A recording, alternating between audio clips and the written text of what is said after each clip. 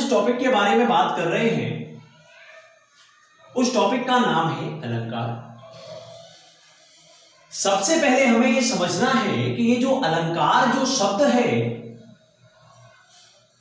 ये अलंकार शब्द संस्कृत में एक क्रिया है जिसका नाम है अलंकृत। और इस अलंकृत का मतलब होता है सजाना। जाहिर सी बात है कि अलंकार जो शब्द है, ये जो क्रिया रूप है अलंकृत, इससे बना हुआ है। और इस अलंकृत का मतलब होता है सजाना, अर्थात अलंकार का मतलब हो गया सजाने वाला।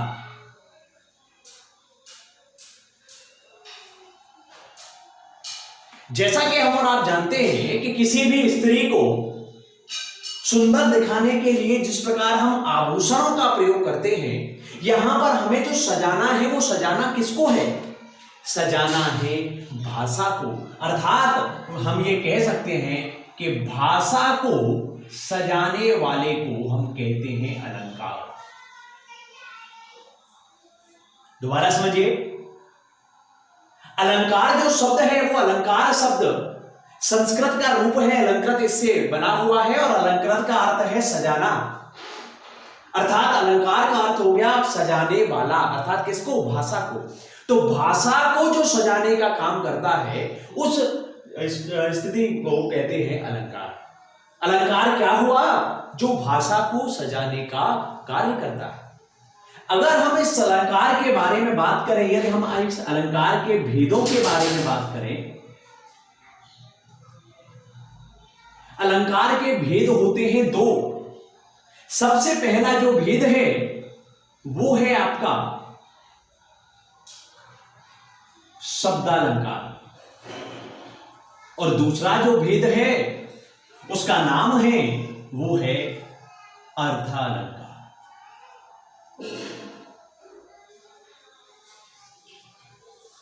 जैसा कि हम और आप जानते हैं कि ये जो शब्द है शब्दालंकार, ये दो शब्दों से मिलकर बना हुआ है। पहला शब्द है शब्द और दूसरा है अलंकार।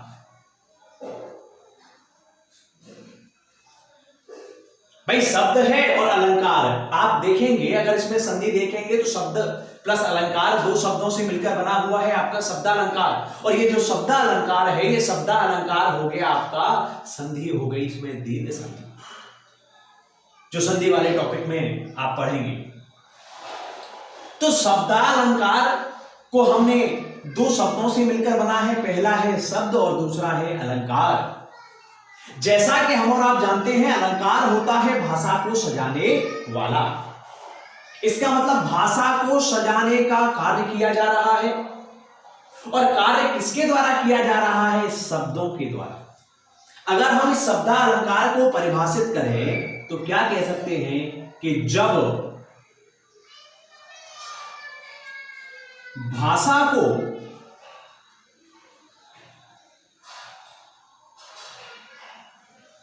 शब्दों के द्वारा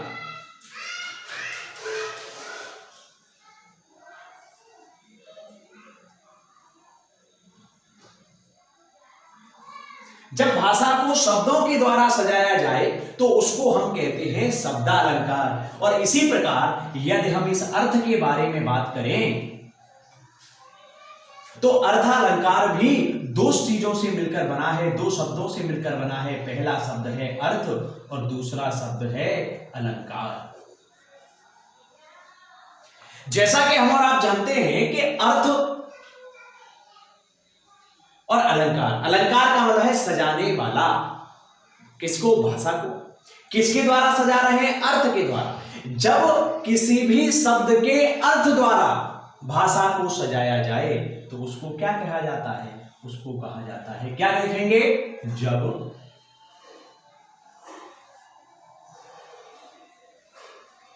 अर्थ द्वारा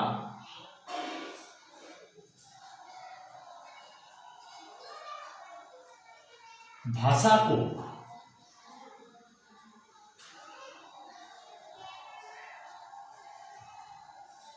सजाया जाए तो उनको कहा जाएगा अर्थालंकार। अब हम लोग चर्चा करेंगे, अभी तक हमने जो पढ़ा है उसको एक बार रिवाइज करते हैं। हमने पढ़ा कि अलंकार है, अलंकार जो संस्कृत की क्रिया है, अलंकृत उससे बना हुआ है। अलंकृत का अर्थ होता है सजाना। इस प्रकार से अलंकार का अर्थ हो गया सजाने वाला, और जो सजाने का कार्य किया गया है ये भाषा को सजाने का कार्य किया गया है। इसलिए अलंकार क्या हुआ कि भाषा को सजाने वाला, अर्थात जो भाषा को सजाने वाला है उसको हम कहेंगे अलंकार। अलंकार शब्द के यदि भेदों के बारे में बात करें, इसके प्रकारों के बारे में बात करें तो दो प्रकार होते हैं। पहला शब्दालंकार, दूसरा होता है अर्थालंकार। शब्दालंकार का मतलब क्या हुआ, ये दो शब्दों से मिलकर बना है। पहला है शब्द और दूसरा है अलंकार। जब भाषा को शब्दों के द्वारा सजाया जाए तो जो अलंकार होगा वो शब्दालंकार होगा, और जब भाषा को अर्थ द्वारा भाषा को सजाया जा रहा है तो ऐसी स्थिति में उसको कहेंगे अर्थालंकार। अब हम लोग जो चर्चा करते हैं वो चर्चा करते हैं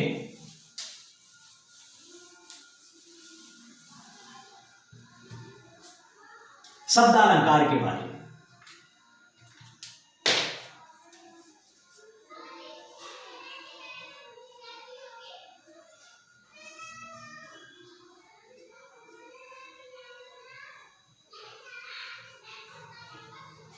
जैसा कि हम जानते हैं कि शब्दालंकार के बारे में जब हम लोग चर्चा करते हैं तो हमने कहा, परिभाषित करते हुए हमने कहा था कि जब शब्दों के द्वारा भाषा को सजाया जाए तो इस प्रकार के जो अलंकार होते हैं उनको कहा जाता है शब्दालंकार कहा जाता है। और ये जो शब्दालंकार के यदि हम भेद के बारे में बात करें, प्रकारों के बारे में बात करें, तो शब्दालंकार मूल रूप से आपके तीन प्रकार के होते हैं।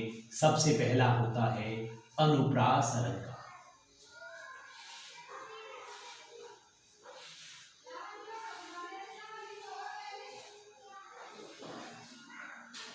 दूसरे जब हम लोग चर्चा करते हैं तो दूसरा अलंकार का भेद है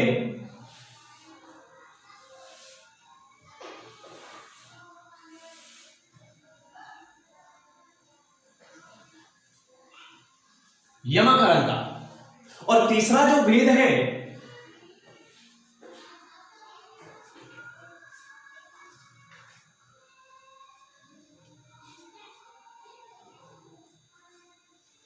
वो है आपका श्लेष अलंकार। शब्दालंकार के तीन भेद हैं। पहला है अनुप्रास अलंकार, दूसरा है यमक अलंकार, तीसरा है आपका श्लेष अलंकार। अब हम लोग चर्चा करते हैं, वो स्थिति है आपकी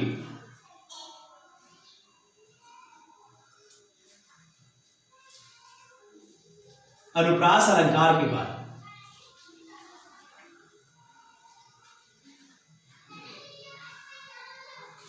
जब हम लोग अनुप्रास अलंकार के बारे में चर्चा करते हैं तो सबसे पहले आप ये समझिए क्या है स्थिति। ये है कि ये शब्दालंकार का भाग है। क्या है? शब्दालंकार का भाग है। और जब शब्दालंकार के बारे में जब हम लोग बात करते हैं तो ऐसी स्थिति में हम क्या समझते हैं?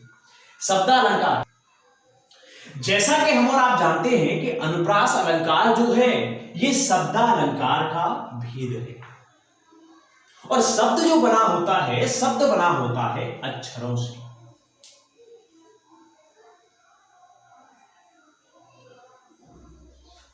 शब्द का जो आधार है, जो बेसिक इकाई है, शब्द किनसे मिलकर बना होता है? वो अक्षरों से मिलकर बना होता है। और ये जो अक्षर हैं, ये इन अक्षरों को ही कहा जाता है, अक्षर कहिए या वर्ण कहिए या ध्वनि कहिए। जैसा कि हम और आप जानते हैं कि ये जो अनुप्रास अलंकार है शब्दालंकार का भाग है। शब्द जो है अक्षरों से, वर्णों से या ध्वनि से मिलकर बना होता है। तो ऐसी स्थिति में अनुप्रास अलंकार को अगर हम परिभाषित किया जाए तो हम क्या कहेंगे? हम कहेंगे कि ऐसा अलंकार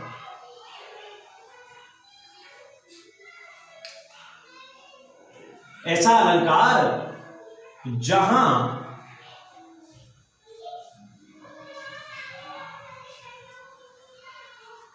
किसी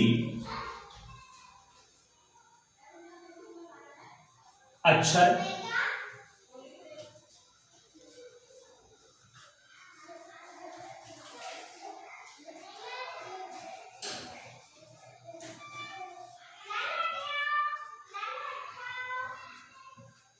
ऐसा अलंकार जहां किसी अक्षर की आवृत्ति बार बार हो।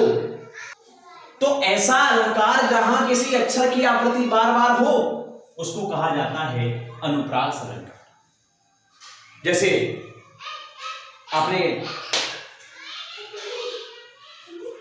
गाना सुना होगा कि चंदा चमके चमचम चीखे चौकन्ना चोर, चींटी चाटे चीनी चटोरी चीनी हो।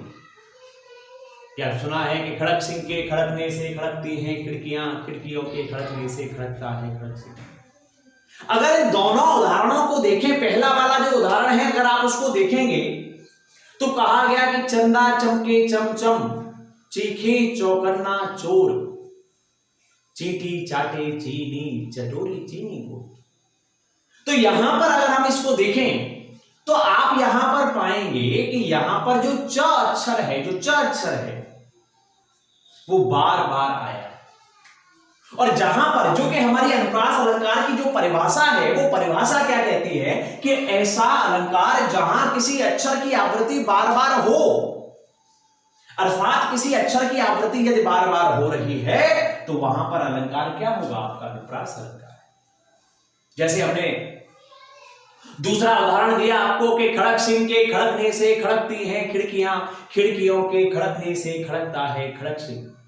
तो यहां पर क्या है, यहां पे आप देखेंगे कि जो ख अक्षर है वो बार बार आया है ना। तो जहां पर आपका कोई अक्षर बार बार आ रहा है तो वहां पर क्या होगा, वहां पर आपका अनुप्रास अलंकार होगा। ठीक है, उदाहरण इसमें लिख देते हैं।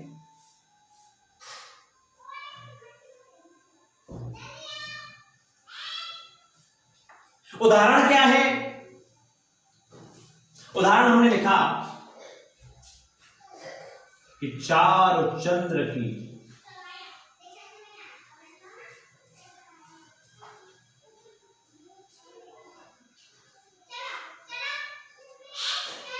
चंचल किरणें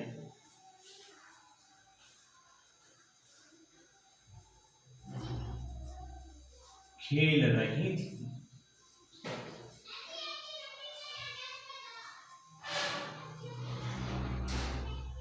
अगर यहां पर आप देखेंगे, आप यहां पर देखिए, देखिए च और च,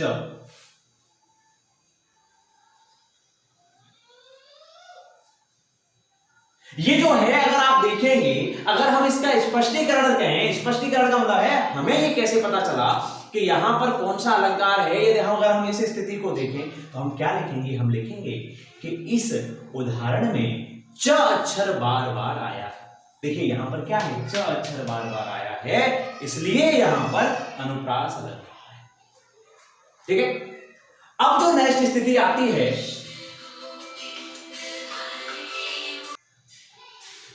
अब हम जिस चीज के बारे में बात कर रहे हैं, जैसा कि हमने कहा तो ये हमारा अनुप्रास अलंकार खत्म हुआ।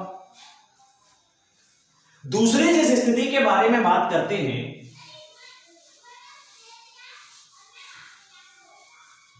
वो है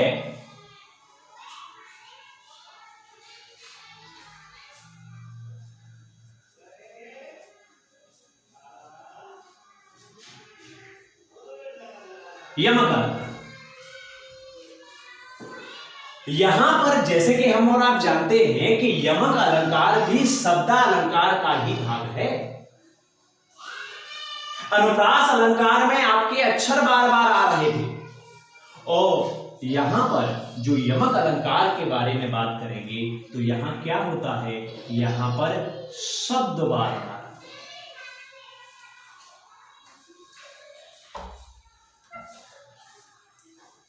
जैसा कि हम और आप जानते हैं कि जब शब्द बार बार आएंगे तो शब्दों का कुछ ना कुछ अर्थ रहता है। जब अक्षर है तो अक्षर का कोई भी अर्थ नहीं होता है, अर्थ होता है शब्द का। तो क्या हुआ कि शब्द बार बार आए और क्या हो, अर्थ कैसे हो, अलग अलग। पहले तो आप इस बात को समझिए,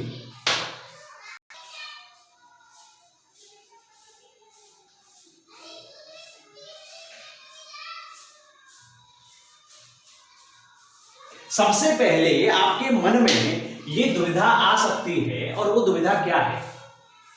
हमने यहां पर कहा कि शब्द बार बार हो और अर्थ अलग अलग हो।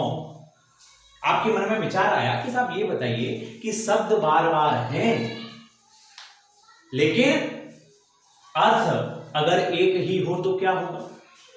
तो आप इस बात को अपने दिमाग में बिठा लीजिए कि शब्द बार बार हैं, लेकिन यदि उनका अर्थ एक ही है, तो ऐसी स्थिति में आप वहां पर यमक अलंकार नहीं होगा, वहां पर अनुप्रास अलंकार ही होगा, क्योंकि वहां उसका अर्थ अलग अलग नहीं है।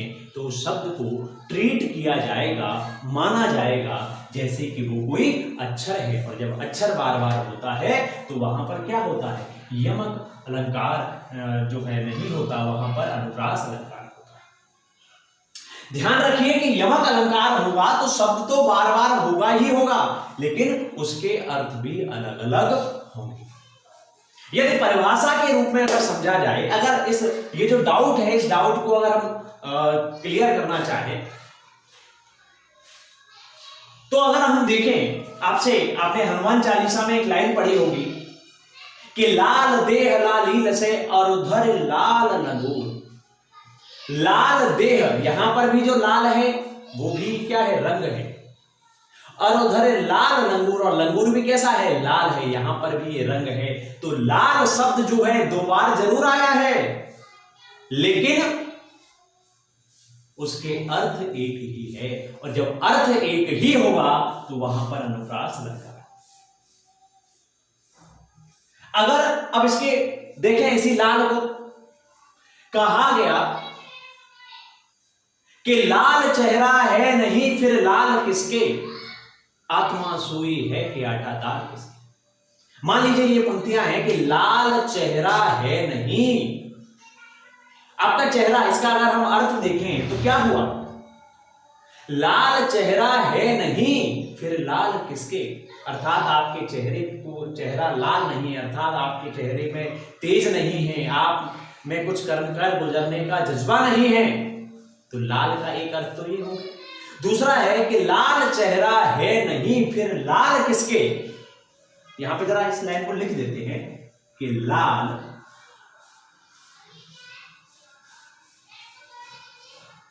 चेहरा है नहीं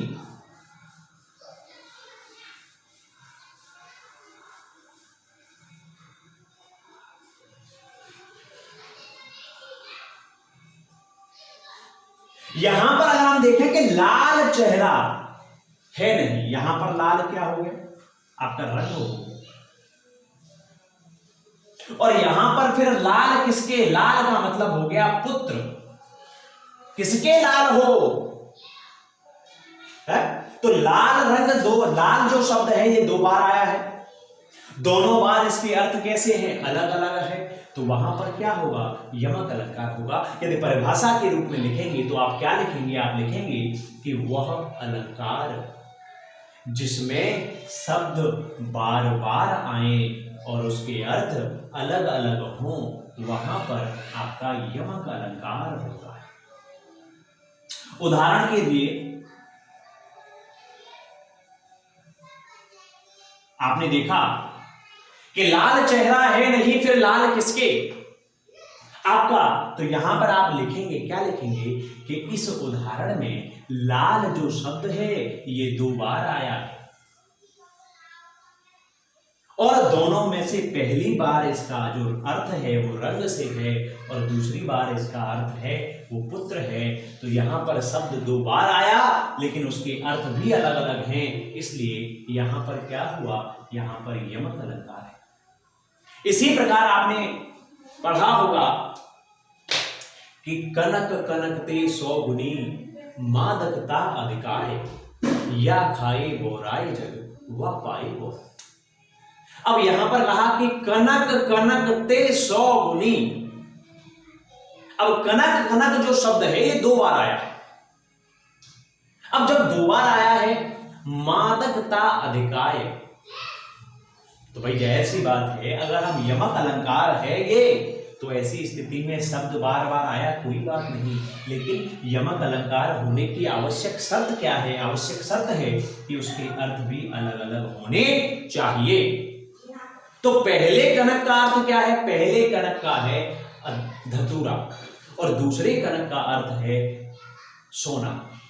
इसका मतलब अगर हम इसका अर्थ करें तो क्या होगा कि कनक कनकते 100 गुनी मादकता अधिकाय, या खाए गौराए जग वा पाए गौरा। कि धतूरे में सोने से, या ये कह दीजिए कि कनक कनकते 100 गुनी मादकता अधिकार, या पाए गौराए जग वा खाए गौरा। इस धतूरे में जो सोना है, उस सोने में धतूरे से ज्यादा मादकता अर्थात नशा होता है। या खाए बोराए जाए, धतूरे को तो व्यक्ति खा के पागल हो जाता है, वह पाए बोराए, और जो सोना है उसको अगर कोई पाले तो वो बोरा जाता है अर्थात पागल हो जाता है। तो यहां पर भी आपने देखा कि शब्द 2 बार आए लेकिन उसके अर्थ अलग अलग हैं, और शब्द बार बार आ रहे हैं लेकिन अर्थ भी अलग अलग है। तो वहां पर जैसा कि हम और आप जानते हैं कि यमक अलंकार है। दूसरी स्थिति आपने सुना होगा कि 3 बेर खाती थी, वो 3 बेर खाती थी। 3 बेर अर्थात 3 बेर, बेर जो फल होता है वो क्या है? 3 बेर खाती थी, वो 3 बेर खाती थी अर्थात वो 3 बार खाती थी। और कितने खाती थी? 3 बेर, बेर जो फल होता है उसको खाती थी। तो 3 बेर, एक 3 बेर का मतलब हो गया 3 टाइम से हो गया, सुबह दोपहर शाम, और 3 बेर का मतलब हो गया आपका 3 जो बेर है, बेर के जो फल हैं उनके बारे में बात हुई। तो शब्द बार बार आए और उसके अर्थ क्या है? अलग अलग। ठीक है, चलिए जो अगला शब्दालंकार का जो प्रकार है वो है आपका श्लेष अलंकार।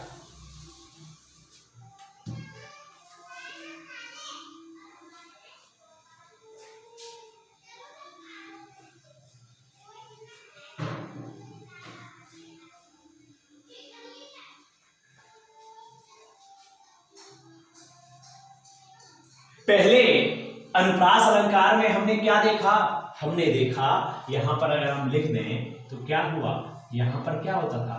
अक्षर बार बार आते।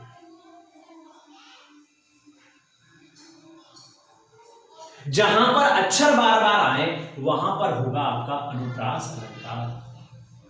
फिर हम बात करते हैं यमक अलंकार की। तो यमक में क्या होता है? शब्द बार बार हो एवं अर्थ भी क्या हो?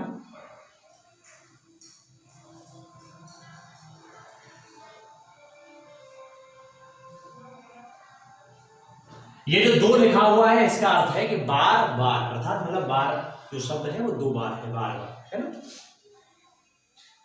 अगर हम शब्दालंकार के बारे में बात करें तो इसका एक भाग है श्लेष अलंकार। तो शब्द बार बार आए, अर्थ अलग अलग हो, ये भी हो गया। अक्षर बार बार आए, ये भी हो गया। इस श्लेष अलंकार में क्या होता है कि शब्द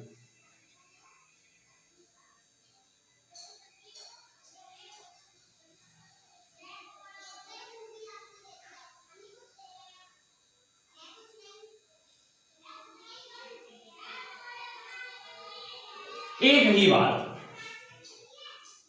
लेकिन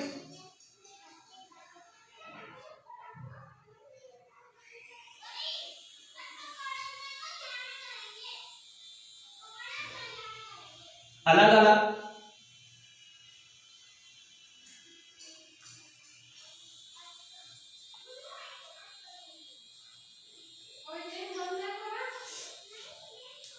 स्थिति, अर्थ अलग। जैसा कि आपने पढ़ा होगा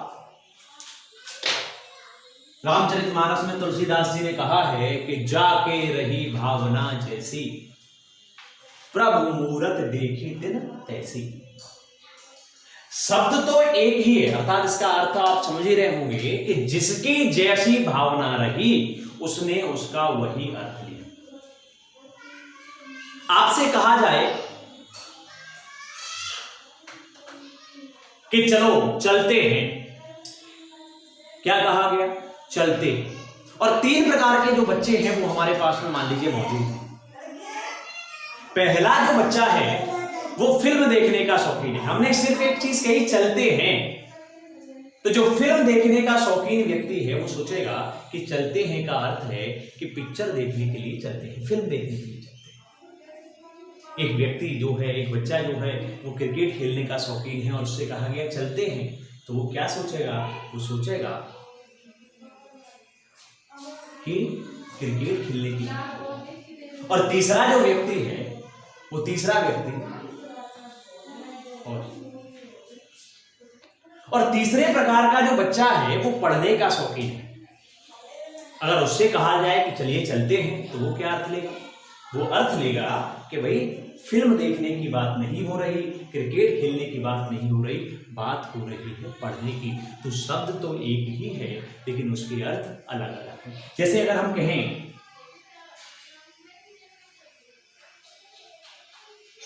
सोना है, हमने कहा सोना है।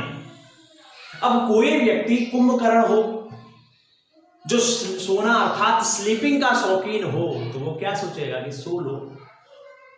और दूसरा जो व्यक्ति है वो सुनार है, वो क्या सोचेगा? सोना अर्थात गोल्ड। तो शब्द तो एक ही है सोना, लेकिन उसके जो अर्थ है वो अलग अलग। जैसे कहा गया, उदाहरण अगर हम कहें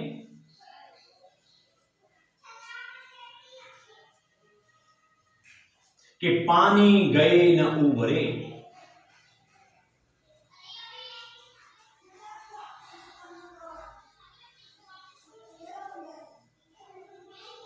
पानी गए न उबरे,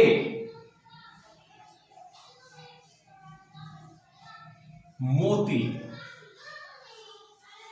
मानुष